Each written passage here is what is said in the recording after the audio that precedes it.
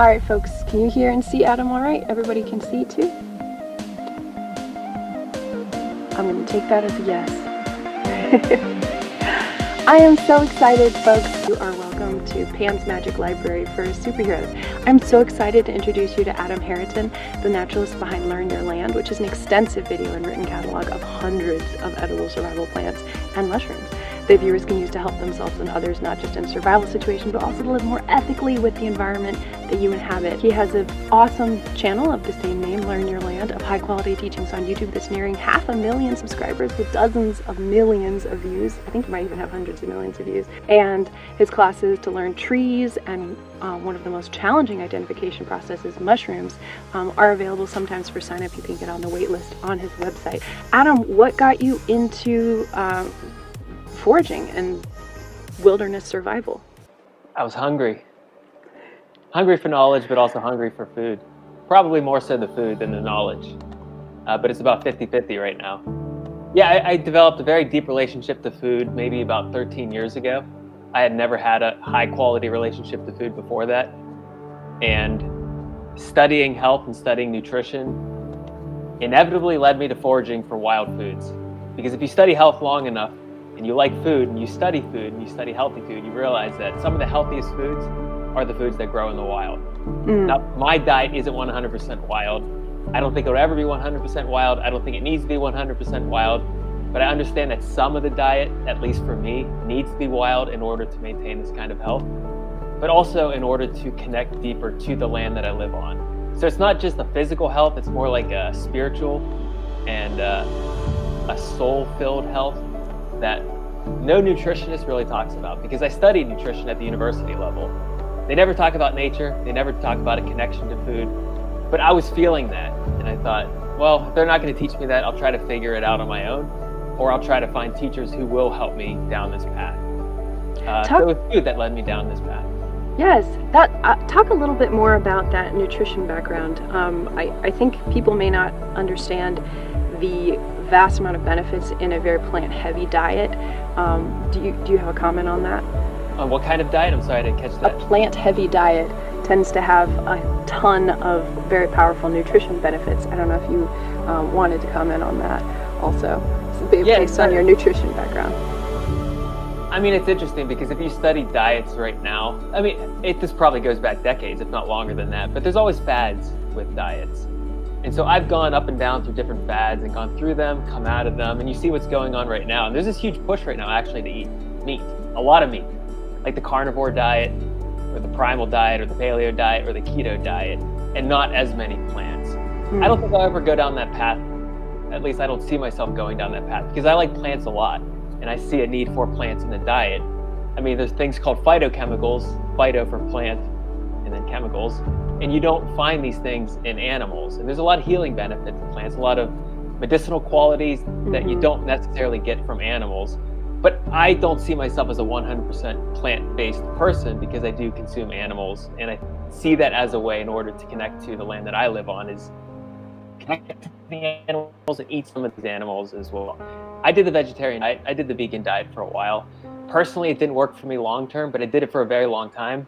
And I think I was doing it right. I was studying, I was trying, I was experimenting. But ultimately, after I cleansed myself out, because I found it to be a very cleansing diet, you know, after eating the standard American diet for so long in my life, it was nice to finally take a break and just consume things that were cleaning me out. But at some point, I had to build myself back up. And so I started putting some locally sourced animals in, organic, non-GMO, all that stuff, into my body. And it supported my health.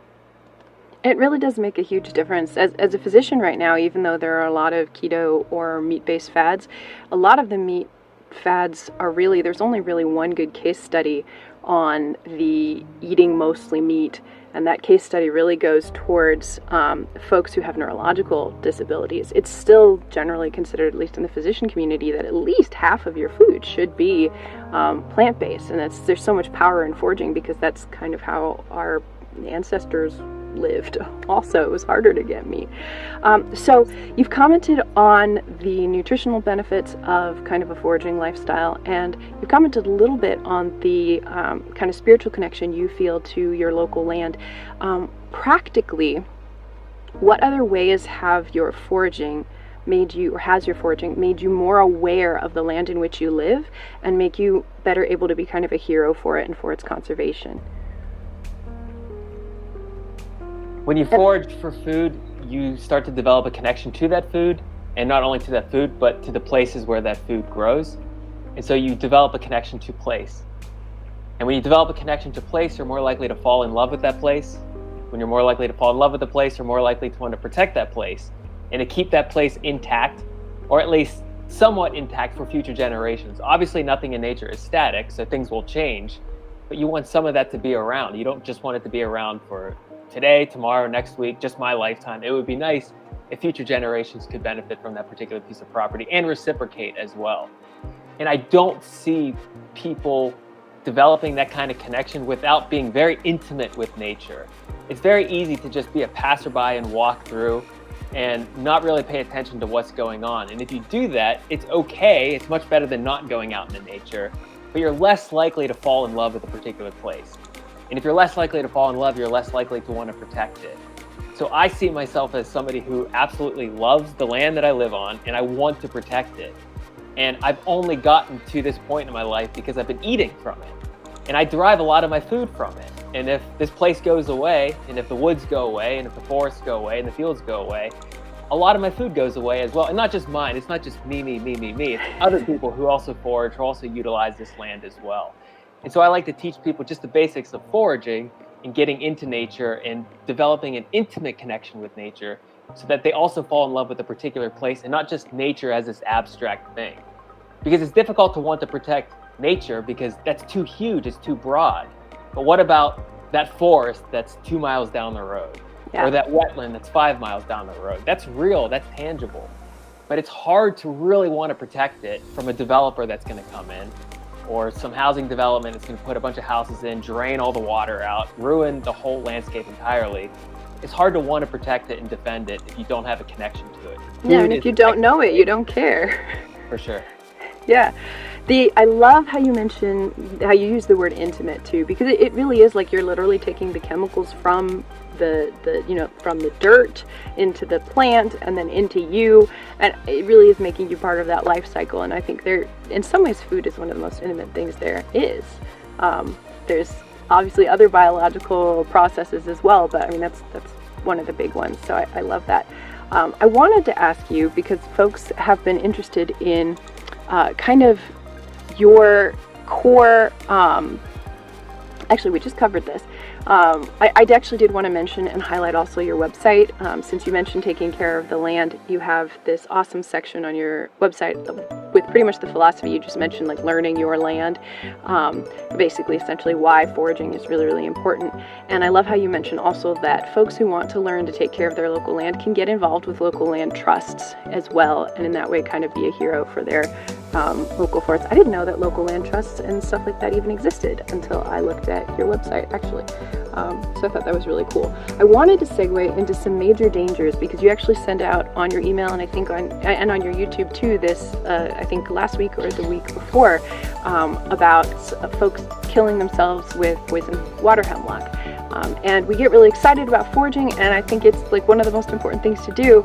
But I think that sometimes beginners, what would you steer beginners away from, inspired by your own personal experience? What are like the major plants that you'd be like, you probably shouldn't touch these yet, like mushrooms, you should probably wait, and here's how to learn. How do you recommend beginners start learning and what they should stay away from? Well, the easiest way to start foraging, I think, is to start as close to home as possible. So if you have a yard, just look around your property and start identifying different things.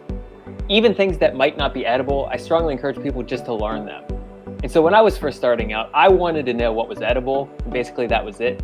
But inevitably, you're going to start learning what's not edible, because you're going to want that to be edible and you're going to read it's not edible. So don't even differentiate between them at first, just start looking at different things. And obviously, if it's not edible, you're not going to want to eat it.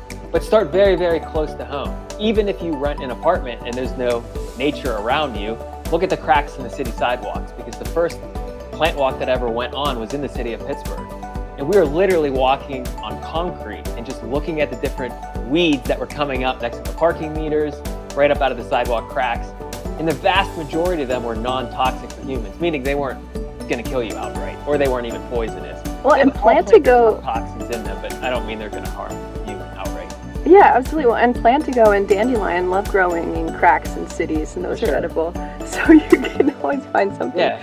Do you have a particular plant identification guide that you recommend for viewers, or for new folks that you think is kind of your favorite to start with? So it's going to differ depending on where you live.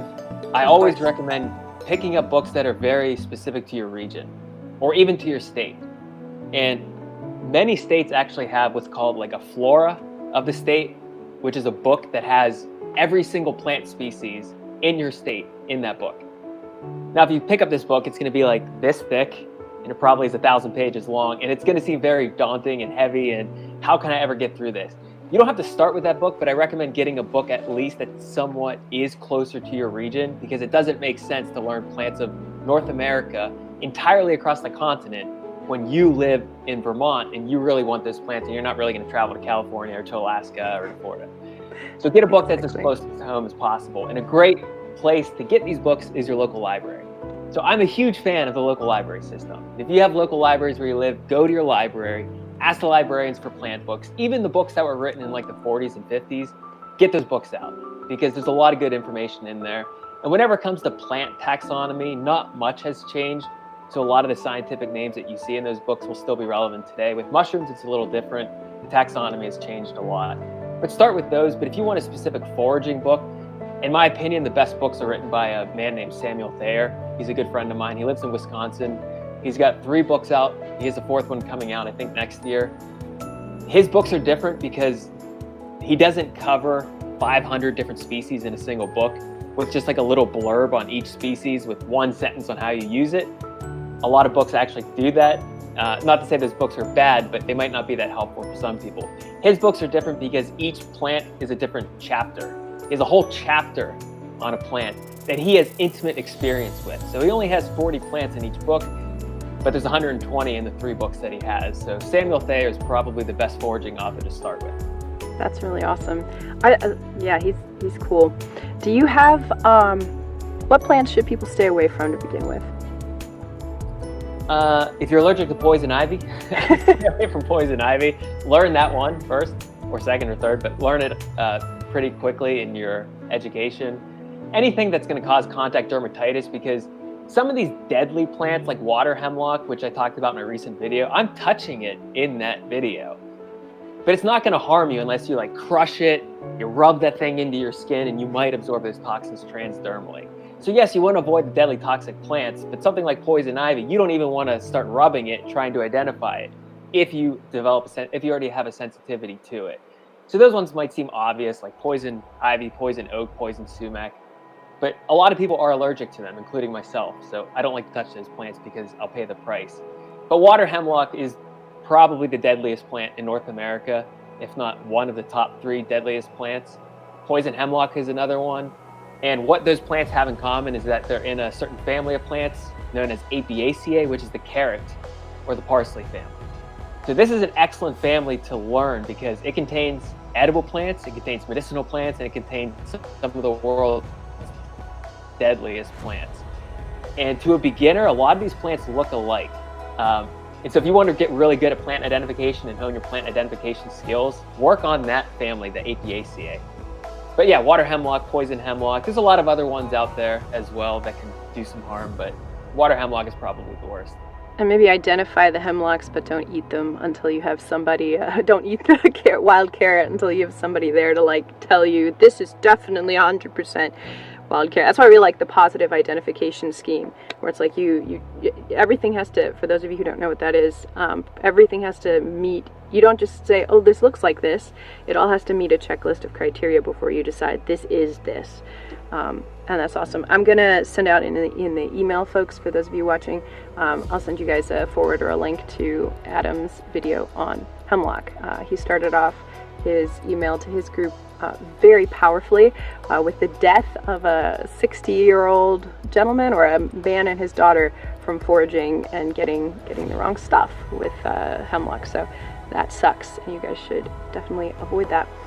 What other big beginner mistakes are there, or big like watch out for these plants? Can you kind of think of? besides obviously kind of the mushrooms, do you want to touch on when is a good time to start learning mushrooms and when is not a good time to start learning mushrooms? So I think it's always a great time to learn mushrooms. When I started learning foraging many years ago, I kind of learned the plants and the mushrooms at the same time. So I was a newbie to all of this, and I was learning mushrooms just from scratch while I was learning edible plants. But fortunately, where I live in Western Pennsylvania, we have a fantastic mushroom organization. It's a mushroom club. And you don't really see this with plants. Like, you don't see foraging clubs just where they go out foraging for plants that often. Maybe they exist. I haven't really come across too many. But when it comes to mushrooms, there are a lot of mushroom clubs. And so these are full of people and experts and mycologists that will literally take you out and like walk you through all the steps involved in foraging safely and confidently and successfully edible mushrooms, telling you which ones to avoid. They'll eat them right in front of you after cooking, of course, to show you, yeah, it's safe to do such a thing. And that's really important to people who are just starting out, to show people like, yeah, you can actually eat this. Here, I'll show you. I'll eat some of this. I'm okay. I'll be here tomorrow. I'll be here next week. Nothing's going to happen. That was really important for me early on, because when I was foraging mushrooms, I didn't come from a family that would literally pick stuff out of the ground, cook it up and eat it. That was so foreign to me. I don't know how far back in my family I would have to go in order to find foragers, but it's pretty far. And so I'm like a newer forager in my family lineage. And so these mushroom clubs would help me out, because I would literally say, can you show me, like, can you cook this up right now and eat it? And they pull out a skillet, start cooking it up and eat it. I'm like, okay, I believe you. I'll take some of this home. I'll cook it up as well. And so it's easier now, I think, than ever to learn mushrooms, because there's so much support out there and so much community around it. And there's so many groups online. There's so many apps out there. Not saying all the apps are accurate, but it seems like there's a lot of support today that there wasn't 10 years ago, 15, 20 years ago. So I think it's easier now than ever to learn. But you got to start one species at a time. Yes. Take the time with it. Don't rush through the process. Never eat anything that you haven't positively identified. It's never worth making a mistake. People do make mistakes. It happens. But hopefully it's a tasty mistake that you make, not a deadly mistake. Oof. Not like the two are mutually exclusive, because sometimes the deadly things are tasty. So I hear. Oh no. Don't make mistakes. I love the suggestion of finding a mushroom club, because it also can be, sometimes socially it can be looked on as a little odd to do foraging. So during my military service in Korea, there were a bunch of beautiful field mushrooms that would sprout out across the whole base. And I'm looking outside and it's just like the outside is full of food. There's so much food. So I would go and gather it, but I actually got made fun of, and people actually wanted to give me there's an insult award in my unit where they give you it's like a bad award. You don't want to get it for being so weird as going out and foraging in my black dress like a witch, picking up a bunch of mushrooms. But it's my one mushroom species, and that's what I was living in the same barracks as a toxicologist, and I was so afraid of him finding out I was foraging mushrooms because I didn't want him to be. But I know that's another thing I love you saying, is that, you know, in addition to that sense of community and that support, going one species at a time, because once you really learn it, like I can tell what is a field mushroom, and I can tell this other thing is probably a destroying angel, right? Because I know my field mushroom, because I know that one mushroom, and that way I will not die. Do you have favorite mushroom books? I know I have one, but I completely can't remember its name. It's got the checklists in it. It's a beautiful beginner mushroom book. I think it might be by Samuel Thayer, actually. But it's got these beautiful little checklists that go through it for each mushroom. Do you have a favorite mushroom book? Again, it depends on where you live and what your skill level already is. If you're an absolute beginner, if you know a thing or two about mushrooms. Some of the older books are great, but the thing about mushrooms is, and I mentioned this a couple minutes ago, with the taxonomy, which is the science of naming different natural organisms, it's changed so much in the past decade, 20 years, definitely over the past 50 years. Where if you pick up these older books, some of the names have changed a lot, the scientific names. So organisms in nature, they have common names depending on the region. People can call things different names, but technically there should just be one scientific binomial, which is the genus and species. With plants, that hasn't changed that much, because botany is a much older science than mycology, and it's a much more widely accepted science, botany is, than mycology. So a lot of things have changed. But if you're just starting out with mushrooms, I would pick up books by the author Gary Linkoff, Garrylinkoff. He has a couple books out. He's no longer living. Rest in peace, Gary Lungoff. He's actually from Pittsburgh, which is where I'm from. But he was a great mentor to me for many years. The Bessettes, Bessette, I think. Alan and Arlene, they have a lot of great books out as well. So those authors have great mushroom books out. Wasn't Gary cited in that in the big documentary that came out about fungi recently? I wouldn't be surprised. Fantastic Fungi, maybe? Maybe, yeah. Wasn't he in that? I think he was. I think it's been a few years since I've seen it, but I think he was in there. If not, he deserved to be in there. Yeah, he was definitely a pioneer in this whole activity. Are there any last skills or particular skill sets with foraging besides, the really obvious, like don't take everything that's right there next to you, like leave some so it can regrow and other things like that. Do you have other particular, this is a skill that could save your life kind of foraging tips that you'd like to leave us with? Because I don't want to take up too much more of your time.